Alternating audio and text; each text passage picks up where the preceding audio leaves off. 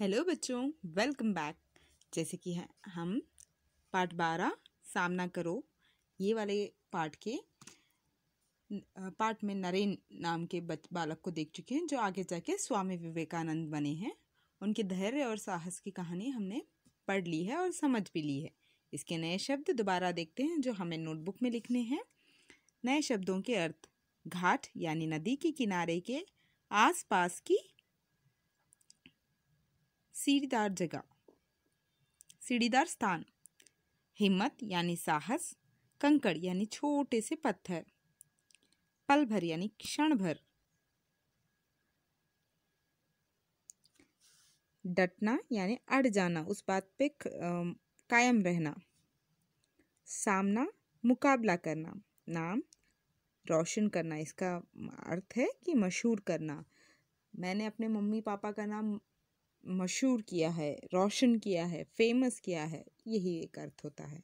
चलिए अब शुद्धलेख को देखते हुए हम बाकी क्वेश्चन आंसर्स को भी सॉल्व करेंगे। तो यहाँ शुद्धलेख है। ग को अम की मात्रा है गंगा। मन, द को ई की छोटी ई की मात्रा दी। र मंदिर। कंग, क और अम कम, कड़। समझाया, डराएंगे, सामना। स्वा, देखो स को व का संयुक्त अक्षर है और आ की मात्रा स्वामी। देशभक्त, क और त का संयुक्त व्यंजन त, देशभक्त। प्रसिद्ध, द को देखियो ये हलंत है, वर्णों के नीचे ऐसे कुछ ऐसे आता है तो इसको हलंत बोलते हैं, ऐसे नहीं बच्चों, ये उ की मात्रा होगी, ये हलंत है। हलंत यानी प्योर व्यंजन का स्वरूप होता है। प्रसिद्ध में द आधा पढ़ के ध, प्रसिद्ध। विवेकानंद। अभी चलिए हम टेक्स्ट बुक की पाठ के आधार पर दिए गए प्रश्नोत्तर के सॉल्यूशन देखते हैं। Without wasting time let's see मौखिक प्रश्न। पाठ के बोध के आधार पर हमें मौखिक प्रश्नों के उत्तर देने हैं। पाठ के आधार पर उत्तर दीजिए। नरेन को कहाँ नहाना अच्छा लगता था? नरेन को गंगा में नहाना बहुत अच्छा लगता था, गंगा नदी में नहाना। नरेन की माँ कहाँ गई थी? नरेन की माँ मंदिर गई थी। मौखिक यानी याद रखिए बच्चों, ओरल होता है। मंदिर के आसपास कौन थे? मंदिर के आसपास कौन थे? बहुत सारे बंदर थे। हमें कठिनाइयों का सामना कैसे करना चाहिए? हमें कठिनाइयों का सामना हिम्मत और साहस से करना चाहिए। ऊंचे स्वर में पढ़िए। गंगा, ये देखिए स और त का संयुक्त व्यंजन। दोस्त, दांत। हिम्मत, झुंड, झ और अम, झू ऊ, झुंड। कंकड़, कठिनाइयाँ। प्रसिद्ध, देशभक्त।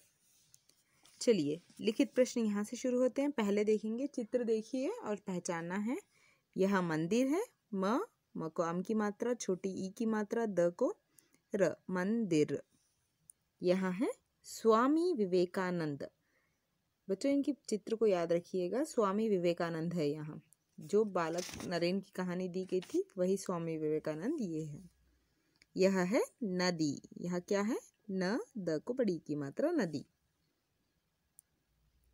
ये क्या है? वानर या बंदर? बंदर भी और वानर भी एक ही शब्द है बच्चों। चलिए अभी अगले क्वेश्चन की ओर चलते हैं। वाक्य पूरी कीजिए। नरेन को गंगा में नहाना बहुत अच्छा लगता था। यह वाक्य पाठ से लिए गई है और एक एक शब्दों को छोड़ा गया है। और यहाँ पे देखिए आपको दिया गया है डराने, रोशन, भागते, नहाना, सामना।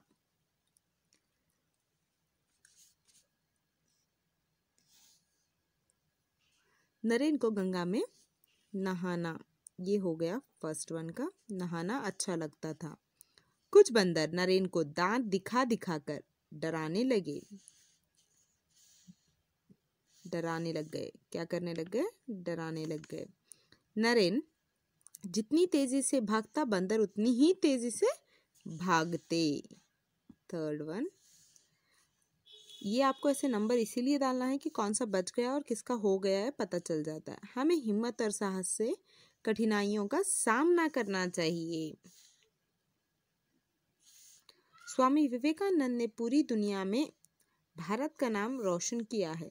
ऐसे कभी मत सोचना कि ये लास्ट वाला बचा है, बिना पढ़े इसको लिख दो। हो सकता है कि कोई और आंसर भी इसके सिमिलर में हो, इसीलिए आपको ऐसे नहीं करना चाहिए। आंसर को पढ़ के ही आपको इसको डालना चाहिए।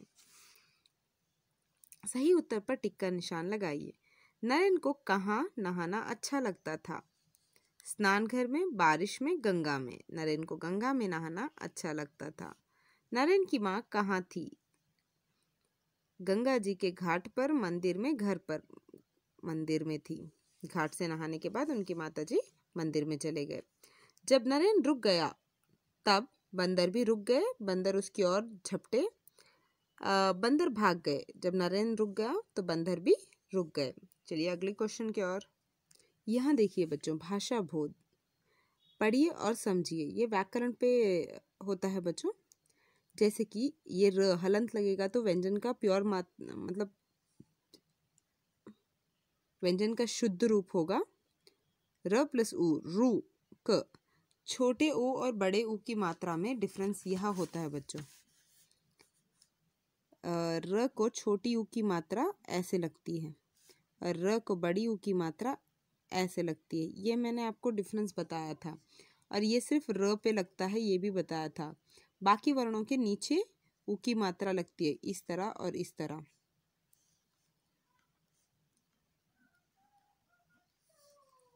आई होप आप समझ गए हो। ऊ की मात्रा र पे कुछ इस तरह लगती है और बड़ी ऊ की मात्रा र पे ऐसे एब्लिका के ऐसे लगती है। लेकिन यही अगर कोई भी नॉर्मल वर्ण पे लगाए तो कुछ इस तरह लगती है बच्चों। यहाँ पे क्वेश्चन कुछ इस तरह है, ये हमें नोटबुक में भी लिखना है। नीचे दिए गए शब्दों में र में ऊ या ऊ की मात्रा लगाकर शब्द दोबारा लिखिए। यहाँ स्पेस काफ़ी नहीं है बच्चों, इसीलिए मैंने इसको नोटबुक में लिख के समझाया है। इसको हम इसी तरह लिखेंगे। देखो, शुर है, शुरू करना है। रमल, रमाल, रुमाल करना है। रप, रूप करना है। इसको हम कैसे कहाँ पर बड़े या छोटे ऊ की मात्रा हम जोड़ते हैं, चलिए मैं नोटबुक में करके आपको बताती हूँ। तो देखिए बच्चों, श को शूर दिया है, हमें क्या करना है? श का हलंत रूप को ऊ लगेंगे तो शू हो जाएगा।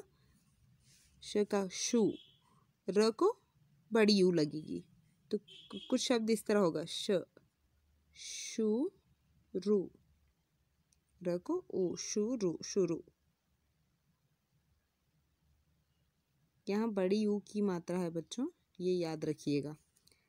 रस, रुस, र बड़ी ऊ की मात्रा स, बड़ी ऊ की मात्रा कुछ इस तरह लगती है, मैंने ऑलरेडी आपको अभी बताया है। रुस,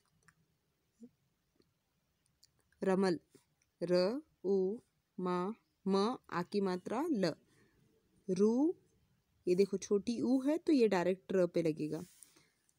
बड़ी छोटी ऊ की मात्रा डायरेक्ट र पे लगती है तो बड़ी ऊ की मात्रा कुछ इस तरह से लगती है बच्चों। ये बात आप अच्छे से याद रखिएगा। रुमाल, र ची, र प्लस ऊ, रू, च को छोटी की मात्रा ची, रुचि। रप, र उ प, रूप। अरण, अरुण, र को ऊ की मात्रा लगेगी, छोटी ऊ की मात्रा अरुण। देखो बड़ी ये और छोटी में ये डिफरेंस है बच्चों, तो आपको ये डायरेक्ट नोटबुक में लिख लीजिएगा, कोई बात नहीं। चलिए अगले प्रश्न की ओर चलते हैं। दिए गए उदाहरण के अनुसार वाक्य पूरा कीजिए। उदाहरण, नरेन भागने लगा। यहाँ हमें विशेषण लगाना है। मैंने आपको ये पहले भी समझाया है कि स्वर के बारे में कुछ विशेषता बताना ही विशेषण होता है। कौन कैसा ये बताया था। नरेन तेज भागने वाला, कैसे भाग रहा है नरेन? तेज भाग रहा है। यह क्रिया विशेषण है, यानी काम कैसे चल रहा है ये हमें बताना है। जैसे कि शीला खाना खाने लगी। शीला कैसे खाना खा रही है? यहाँ ऑप्शन देखो, जोर जोर से खाना खा रही है, धीरे धीरे खाना खा रही है, जल्दी जल्दी खाना खा रही है, अचानक खाना खा रही है। यह कोई भी हमें किसी के साथ भी सूट कर सकते हैं। शीला धीरे धीरे खाना खाने लगी। वाक्य में कोई गड़बड़ भी तो नहीं नजर आ रही है ना, ये भी देखो। जोर जोर से खाना खाने लगी, ये सूट नहीं होगा, से आया है यहाँ पर। जोर जोर से थोड़ी ना खाना खाते हैं, धीरे धीरे या जल्दी जल्दी खाते हैं या अचानक से खाना खा सकते हैं। बच्चा रोने लगा। बच्चा जोर जोर से रोने लगा। बच्चा जोर जोर से रोने लगा। बच्चा कैसे रो सकता है? जोर जोर से, धीरे धीरे से, जल्दी जल्दी रोने लगा। अचानक से रोने लगा, ये भी हम डाल सकते हैं। बच्चा अचानक से रोने लगा, ये भी सूट होगा।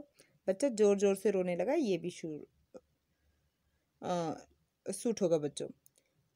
रोहन स्कूल जाने लगा। रोहन स्कूल जल्दी जल्दी जाने लगा या रोहन स्कूल धीरे धीरे जाने लगा। रोहन स्कूल अचानक जाने लगा, ये थोड़ा ऑकवर्ड लगेगा क्योंकि स्कूल तो शेड्यूल टाइम पे होता है। जोर जोर से जाने लगा, ये भी ठीक नहीं लगेगा। वर्षा शुरू हो गई। वर्षा अचानक शुरू हो गई। वर्षा जोर जोर से शुरू हो गई नहीं, वर्षा अचानक शुरू हो गई, धीरे धीरे शुरू हो गई। तो ये क्रिया विशेषण है, यानी काम करने वाले शब्दों का विशेषण बताता है, नामों के शब्द का नहीं। तो आई होप बच्चों ये क्लियर हो गया आपको। जहाँ पे भी मैंने एनबी या नोटबुक लिखा है, प्लीज़ उसको भी आप नोटबुक में लिखोगे। नीचे दिए गए शब्दों के उल्टे अर्थ वाले शब्द लिखिए, यानी अपोजिट वर्ड लिखना है। अच्छा, ब को उ की मात्रा बु, रा बुरा, सूखा गीला। देखो हम गीला नहीं बोलते हैं, गी, यानी हम स्ट्रेस से नहीं, एक मात्रा को खींच के पढ़ रहे हैं, दैट इज बड़ी उ की मात्रा होगी। सच्चा झूठा, दोस्त दुश्मन, पीछे आगे, साहसी कायर।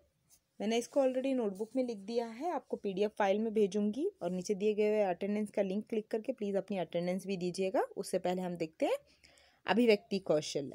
मेरी बात मौखिक अभ्यास है, ये ओरल है। यदि रास्ते में आपके दोस्त के पीछे कोई कुत्ता पड़ जाए तो आप क्या करोगे?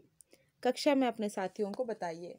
आप मुझे अपने आप से भी बता सकते हो कि वीडियो बना के कि अगर खुदा ना खास्ता कभी आपके सामने या आपकी आंखों के सामने आपके दोस्त के पीछे कुत्ता पड़ गया, कुत्ता पीछे लग गया, तो आप उस सिचुएशन में क्या करना पसंद करोगे?